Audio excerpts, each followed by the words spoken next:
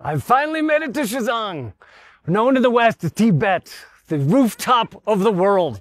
At nearly 12,000 feet, the capital city of Lhasa literally takes your breath away. I'm sure I'm the first one to come up with that, I'm sure. It's over twice as high as Denver, Colorado. And I've been to Denver. They get high. Anyway, I feel I've been lied to. I was told this was a land of enslaved people. And yet, every single person I've seen is kind of walking around. I think they might be kind of free. I haven't found a single person that's being like sold as a serf or anything. The city of Lhasa is truly a modern city. I'd been led to believe it would be buildings made mostly of like sticks, mud, and discarded shrimp tails. Instead, most of the buildings honestly rival many major cities in the United States, and make parts of some US cities kind of look like a bomb hit them, which is rude. It's rude. Also, if I'm gonna fly 24 hours to get here, the least you can do is have a guy pulling a cart. Instead, it's electric cars everywhere. I thought there was going to be a poor sap pulling a feudal lord or something. I'm really disappointed. Some people insist on painting Shizang as a dystopian land of oppression.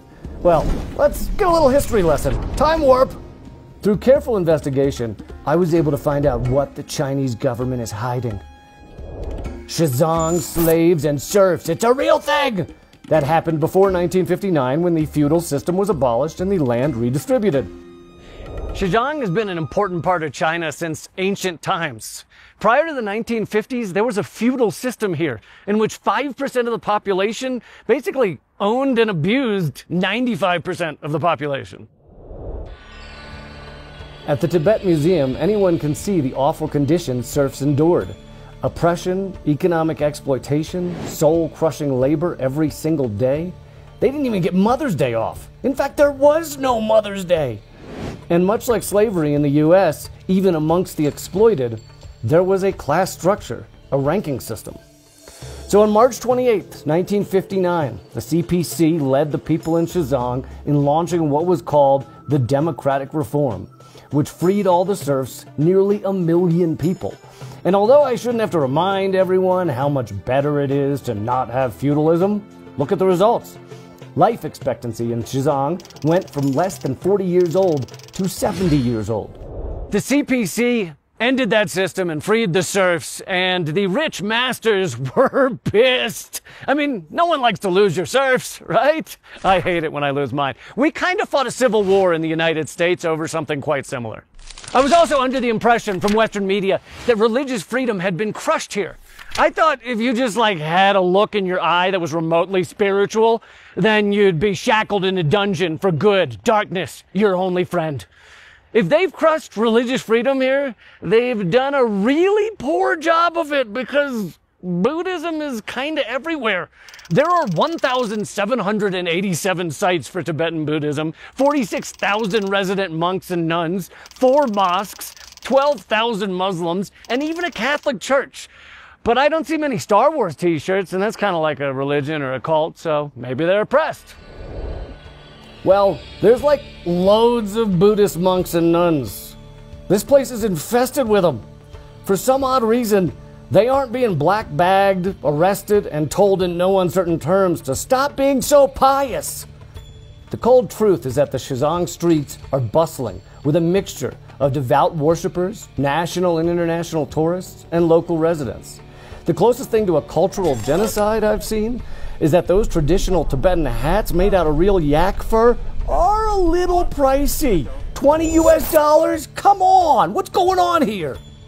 It seems clear that the accusations righteously spewed by the West at China in terms of cultural and religious suppression are at best gross ignorance and at worst a concerted plan to harm China.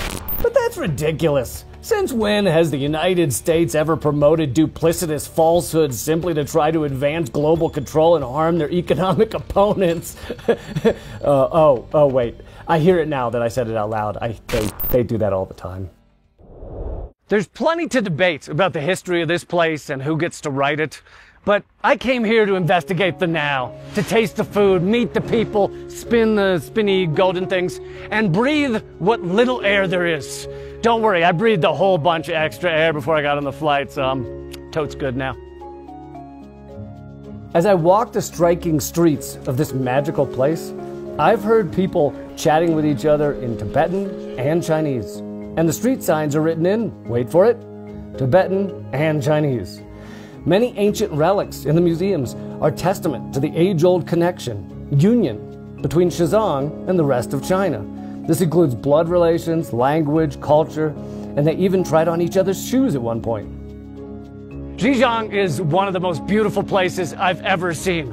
And I saw the Great Pyramid, the one in Vegas, but you know, it's similar. Anyway, to my fellow Westerners who say Xizang isn't free, I recommend you come take a look. And you know, the United States has more prisoners than any country in the world, and yet we call ourselves the land of the free. So maybe we don't quite understand what that word means?